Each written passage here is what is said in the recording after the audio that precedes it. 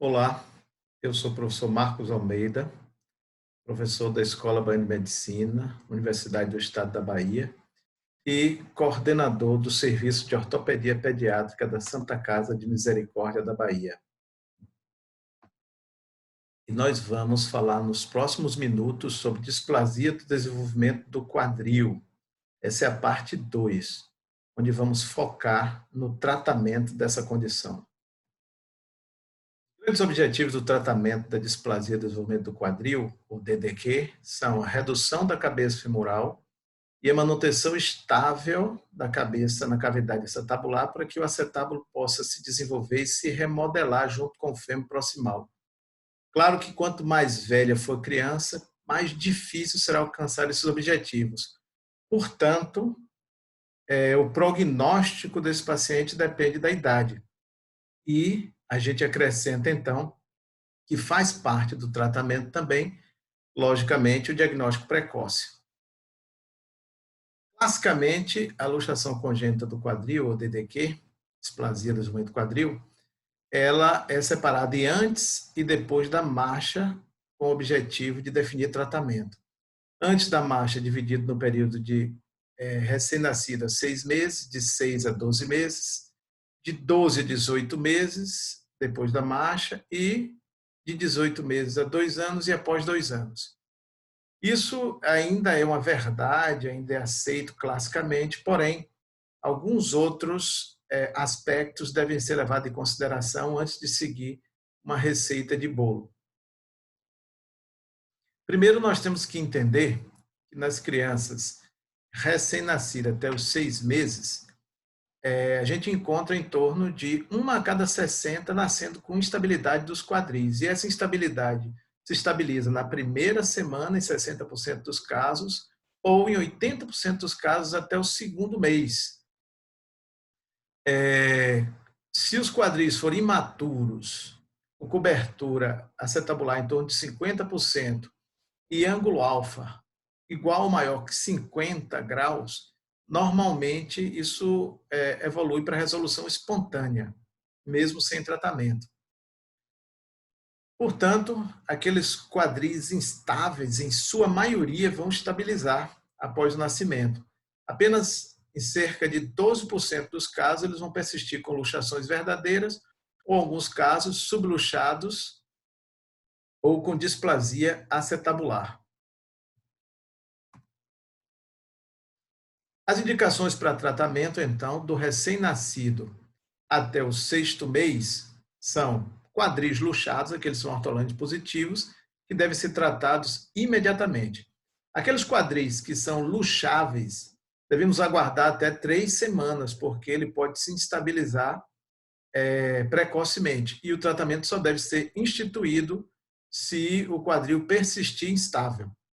Quadris não redutivos, aqueles ortolane negativos, eles podem ser tratados inicialmente como se fossem quadris luxados. A diferença, quadris redutíveis. A diferença é que nesse momento a gente vai utilizar o aparelho de Pavlik para reduzir o quadril antes de estabilizá-lo.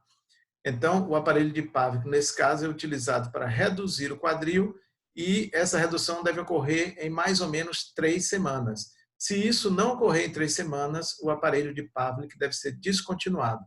A ultrassonografia também é utilizada para indicar o tratamento. Como dissemos, um quadril 2C de Graf, ou seja, com menos de 40% de cobertura e com um alfa menor que 50 graus, eles devem ser tratados, ou então aqueles que persistem instáveis ou alterados após 3 semanas sem tratamento, né? 3 semanas do nascimento. Por quê? Porque sabemos que os pacientes que iniciam o tratamento após 7 semanas, eles têm um pior prognóstico e piores resultados. O tratamento do recém-nascido até o 6º mês, ele pode ser feito com diversos tipos de órteses. A gente só critica aqui um pouco a fralda de abdução, porque já se mostrou inefetivo em tratar a DDQ. E as órteses mais usadas são o Pavlik, que de longe é mais usada, a órtese de von Rose e a almofada de Freica. Tá? O splint de von Rose e a órtese de von Rose.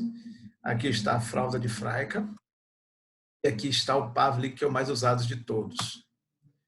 A posição correta do Pavlik no tratamento dessas crianças deve ser bastante enfatizada.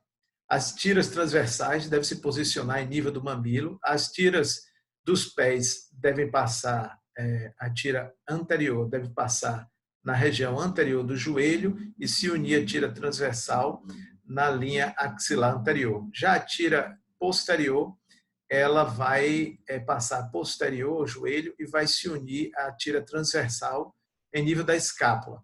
A tira anterior é responsável pela flexão e a tira posterior responsável pela abdução do quadril. Aqui está o aparelho de Pavlik posicionado, a tira transversa no mamilo, tira anterior, tira posterior.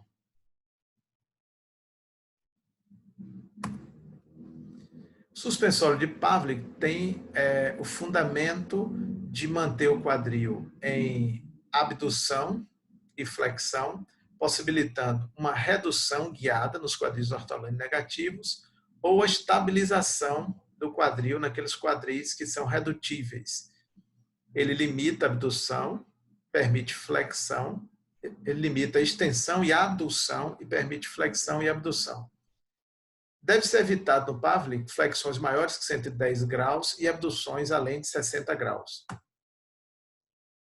A tira de flexão deve permitir que o quadril esteja fletido em mais de 90 graus, porém geralmente menos de 100, 110 graus.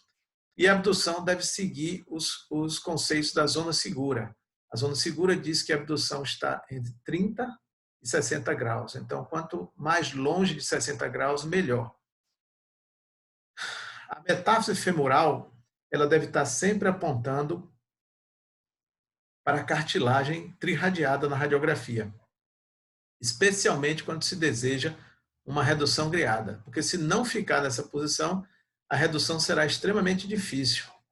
A ultrassonografia pode ser utilizada para registrar a redução, a posição adequada e para acompanhar a evolução.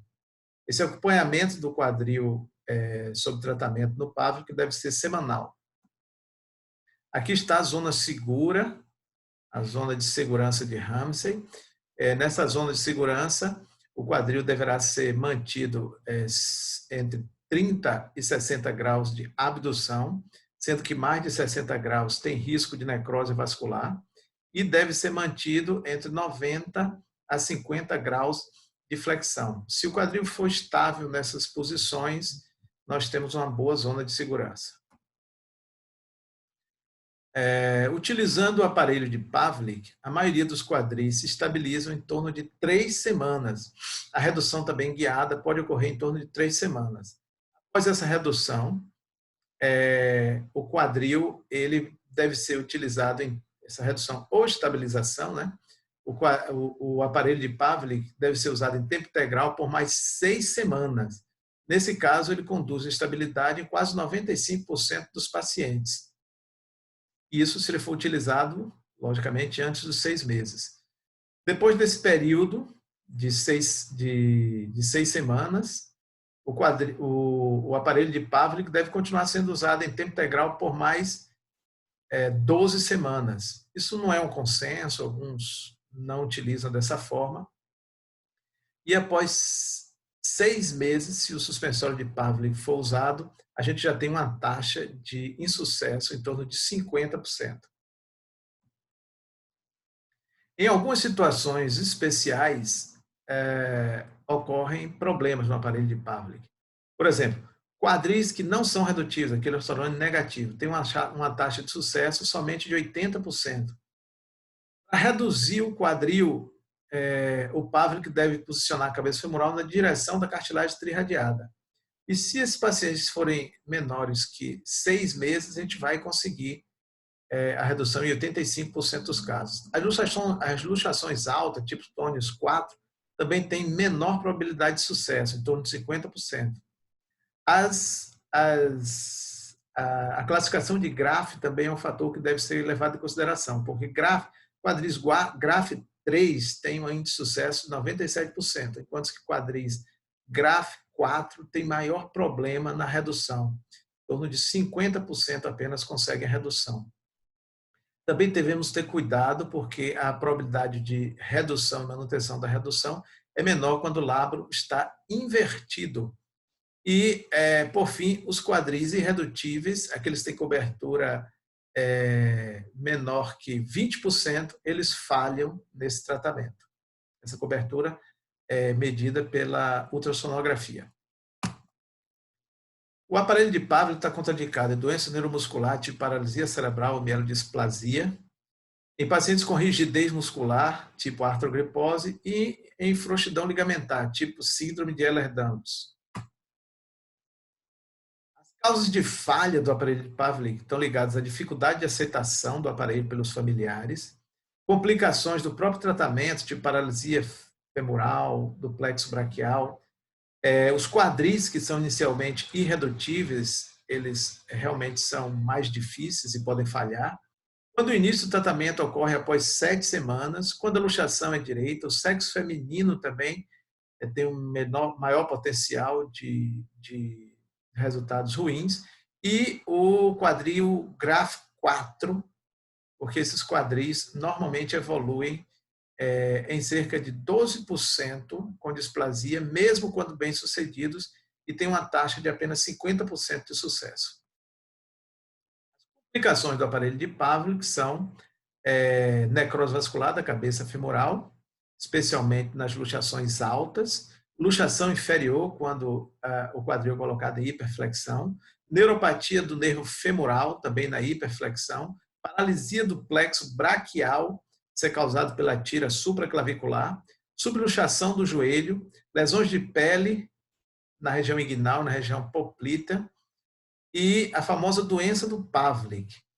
Essa doença do Pavlik é uma displasia do fêmur proximal, de todo o fêmur proximal, e ela é causada pelo prolongamento na posição de flexão-abdução, o que, além de causar uma pressão excessiva, pode levar a essa doença do Pavlik, que na verdade evolui igual à necrose vascular. Alguns autores acham, inclusive, que na verdade é uma necrose vascular do fêmur proximal.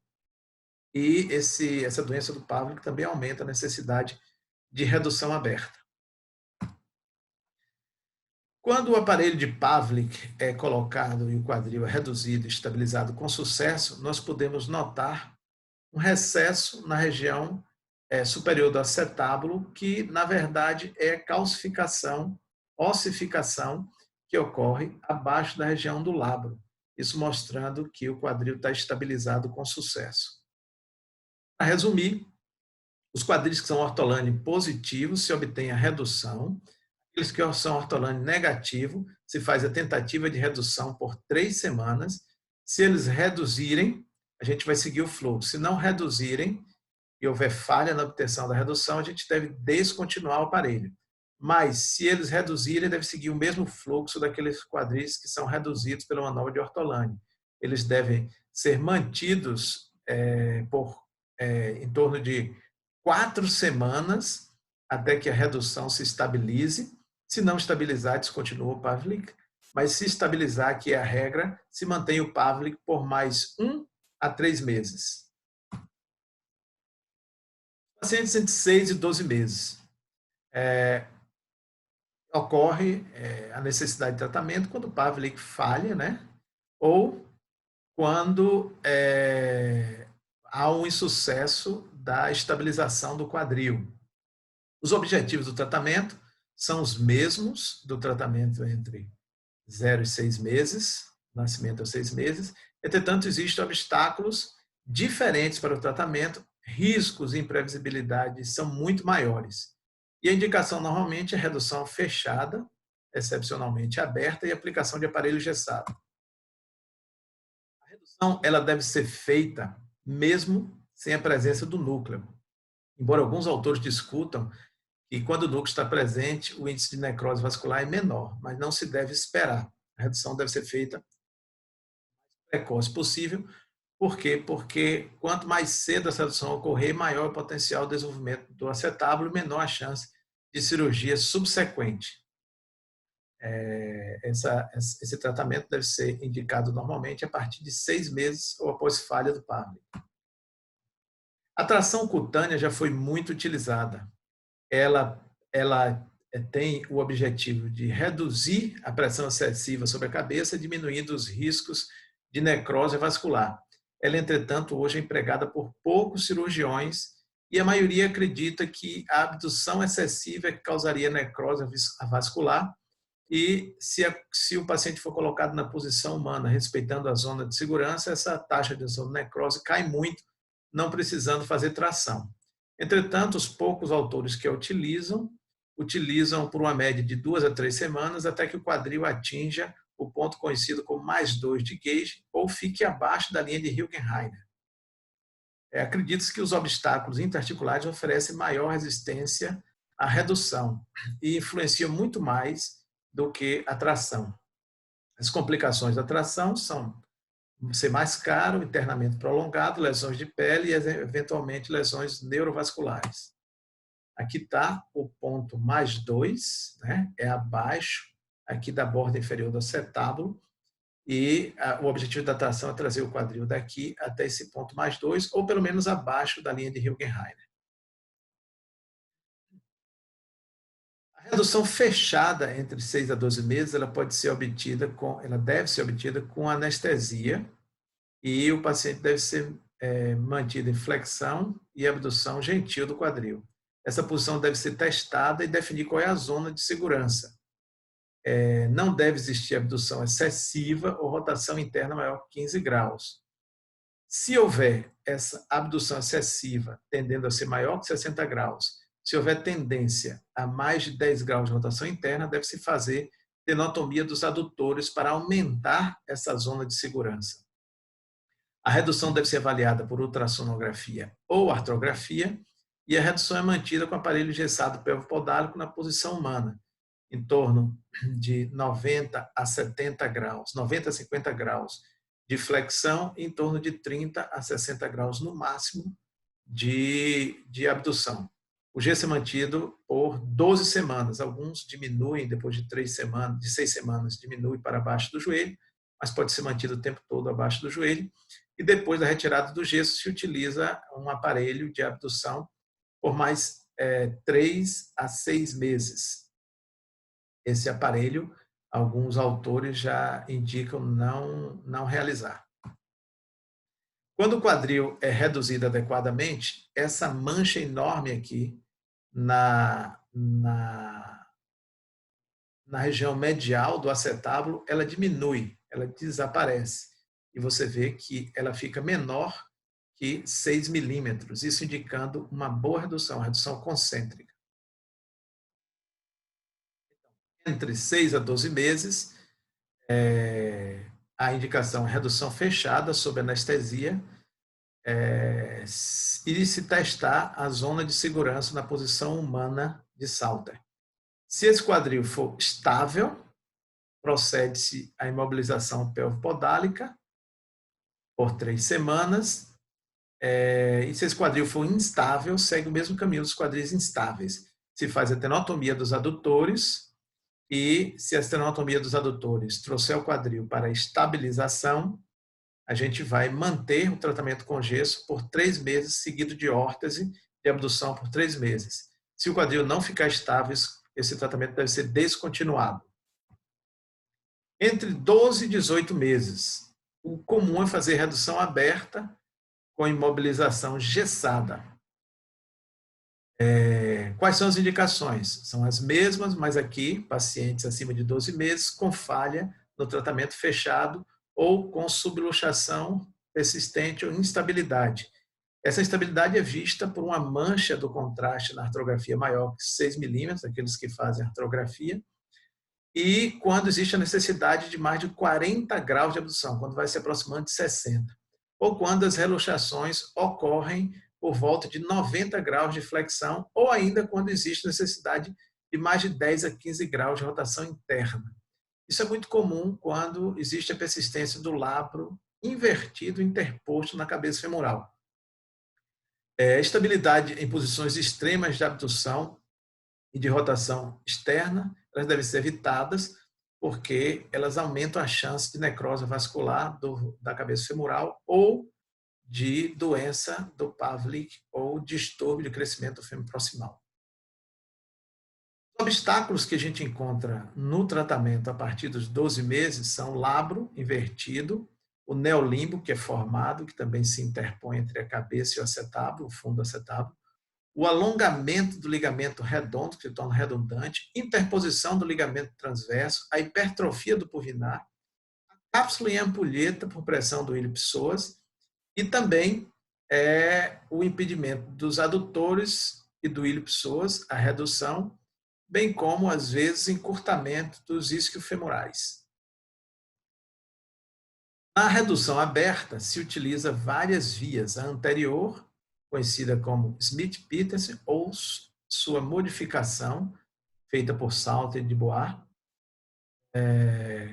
que é conhecida como via de Bikini.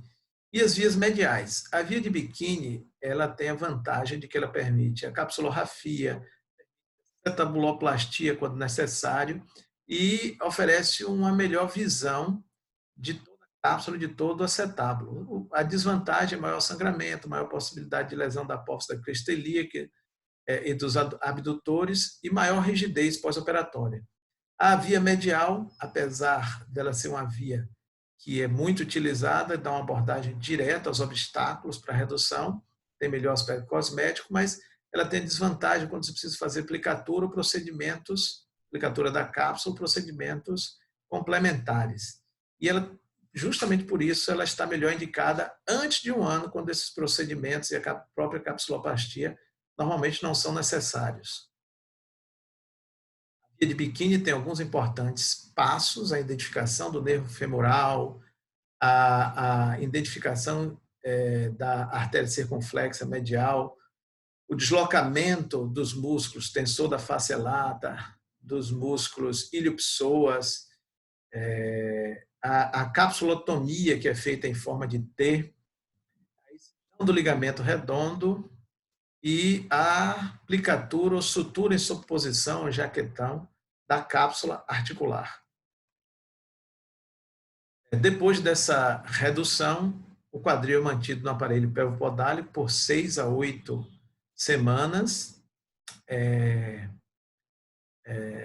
Geralmente, eu mantenho 12 semanas, igual no tratamento fechado, e depois órtese por mais 3 a 6 semanas. Eu também mantenho mais 8 semanas.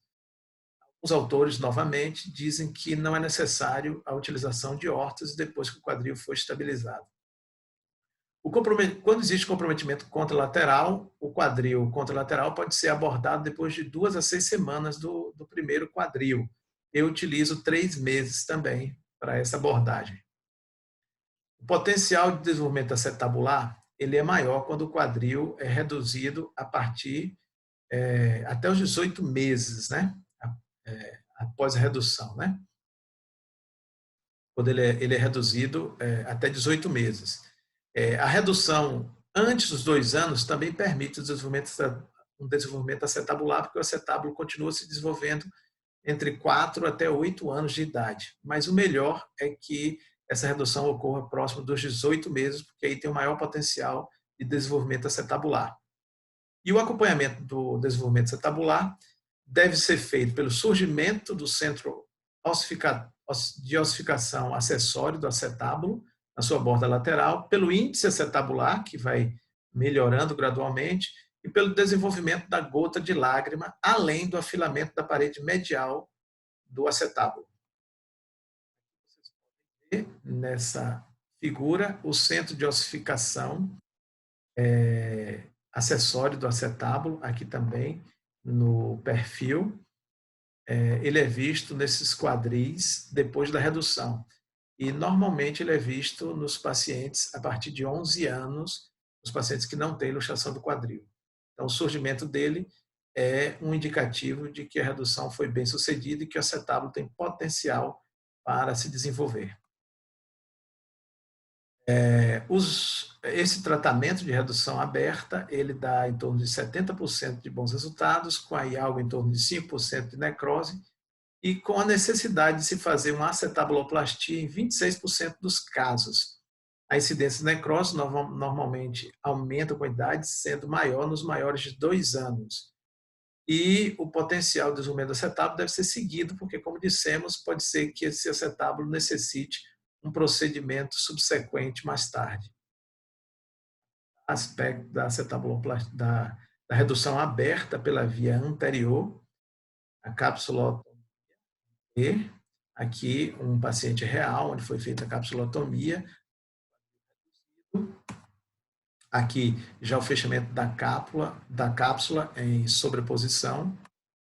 E aqui o paciente com o aparelho gessado, já após o procedimento cirúrgico. Aspecto da tomografia, quadril luxado, e depois do procedimento, o quadril reduzido no slide inferior. Aqui está o quadril luxado e aqui está o quadril reduzido. E aqui uma imagem tomográfica mostrando esse quadril bem reduzido e centrado em direção à cartilagem trirradiada. E aqui mostrando que o paciente ele se adequa bem ao aparelho gestado, podendo inclusive brincar. O algoritmo, então, do tratamento é de 12 a 18 meses, se compõe de redução aberta, né, por via biquíni. Isso quando ocorre a falha também do tratamento fechado, leva-se a essa redução aberta pela via de biquíni. E se essa redução aberta ela for estável, utiliza o aparelho gessado na posição humana por 3 meses e a órtese de abdução, depois do aparelho gessado, por mais 3 meses.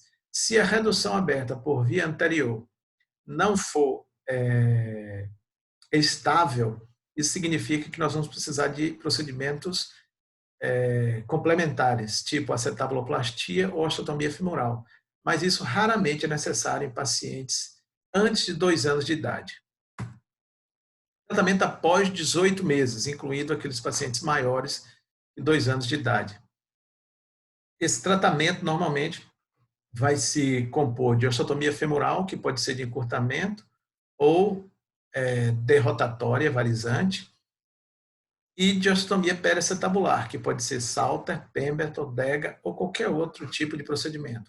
Eu normalmente utilizo a osteotomia de Dega. A osteotomia femoral ela é necessária em maiores de 3 anos, porém entre 18 meses e 3 anos há uma zona cinzenta, onde para se decidir é necessário usar os critérios de Zader. Essa osteotomia diminui a pressão sobre a cabeça femoral, diminui a chance de necrose asséptica, diminui a chance de reluxação. Porém, há necessidade de uma incisão complementar e de uso de material de síntese no fêmur. A acetabuloplastia, da mesma forma, é bem indicada após 3 anos, por causa do baixo potencial de desenvolvimento da acetábula a partir da idade, e entre 18 meses e 3 anos, novamente, é uma zona cinzenta, onde os critérios de Zader devem ser utilizados. Deve ser também monitorizado o desenvolvimento acetabular após a redução aberta ou a redução fechada. E se existir qualquer dúvida sobre esse desenvolvimento acetabular, deve-se indicar uma acetabuloplastia, ainda que como segundo procedimento, ou seja, tardia. Os critérios de Zader definem que o quadril ele deve ficar bem posicionado, inclusive com cargas axiais, em uma posição de 30 graus de flexão, 30 graus de abdução e 30 graus de rotação interna. Essa posição ela é a posição que impede ou que diminui a possibilidade de distúrbio do fêmur proximal ou de necrose vascular. Utilizando esses critérios, se a gente tiver uma redução estável, porém essa redução for com tensão a cargas axiais, se indica um encurtamento femoral. Se o quadril precisar de uma rotação interna excessiva, inclusive com abdução excessiva, deve-se fazer osteotomia femoral varizante e derrotatória. Encurtamento, varizante e derrotatória. Quando o quadril precisa de mais de 70 graus de flexão, ou quando ele luxa 70 graus, porque 60, 50 graus é que seria uma boa posição, mas se você diminui para 70 graus e ele luxa, ele precisa de uma acetabuloplastia complementar, em muitos casos recai sobre o salto ou dega.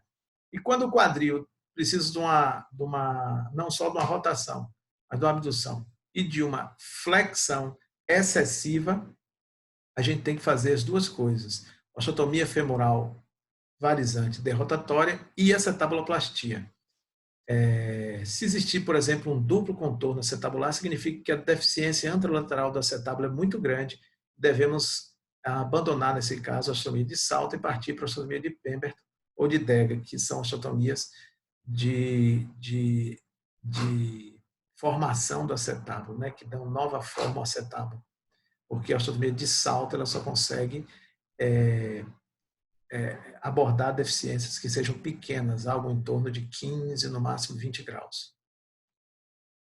Está a osteotomia de Salter, e um outro aspecto da osteotomia de Salter, vocês percebem que a osteotomia supraacetabular completa, com o enxerto colocado nessa fenda e fixado. Aqui está a osteotomia de Pemberton, que ela dá uma nova forma ao acetábulo, é uma osteotomia.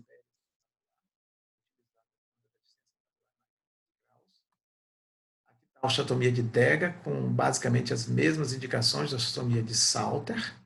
É hoje a osteotomia que eu mais realizo. E aqui outras osteotomias que são também utilizadas para a realização de acetabuloplastias.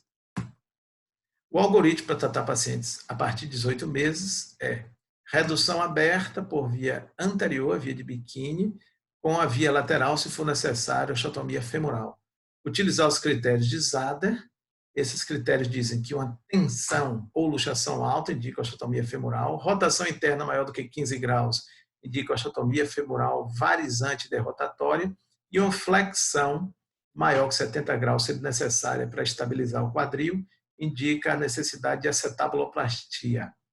Nesses casos, nós vamos realizar o procedimento complementar, além da redução aberta, utilizar o aparelho gessado na posição humana por 3 meses e a horta de abdução também por 3 meses em tempo integral e 3 meses em uso noturno.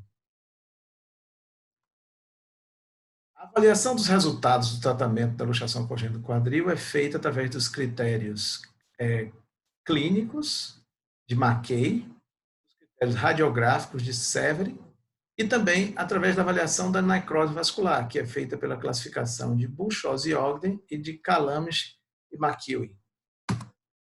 A classificação clínica de Mackay diz que um quadril excelente é um quadril estável, sem dor, sem claudicação e bastante móvel, com mais de 15 graus de rotação, enquanto um quadril muito doloroso representaria o pior quadril, o tipo 4.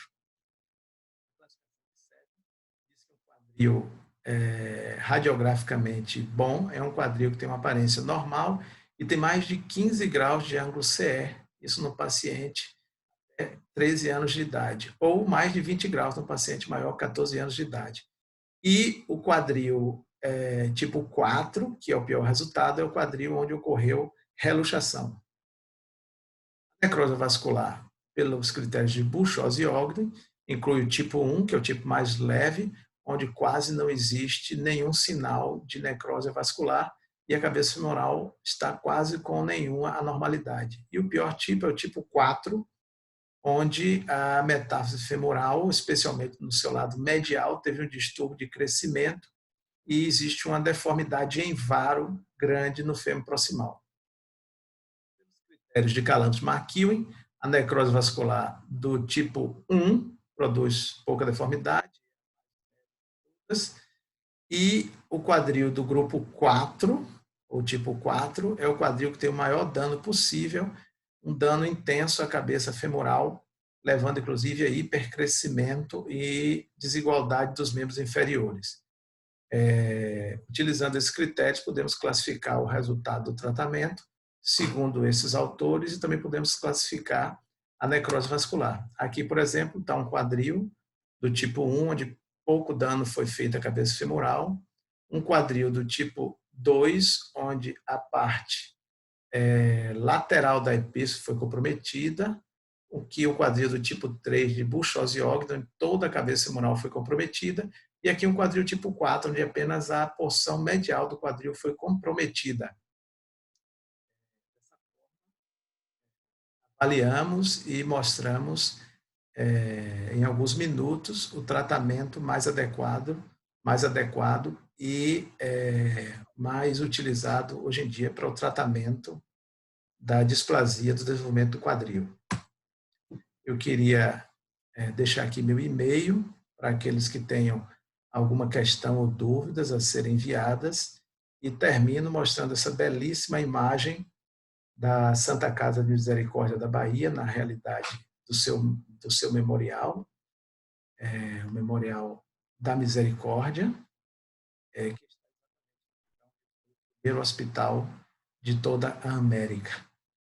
Muito obrigado a todos. Gostaria de terminar agradecendo a atenção e deixar vocês com essa bela imagem. Obrigado a todos.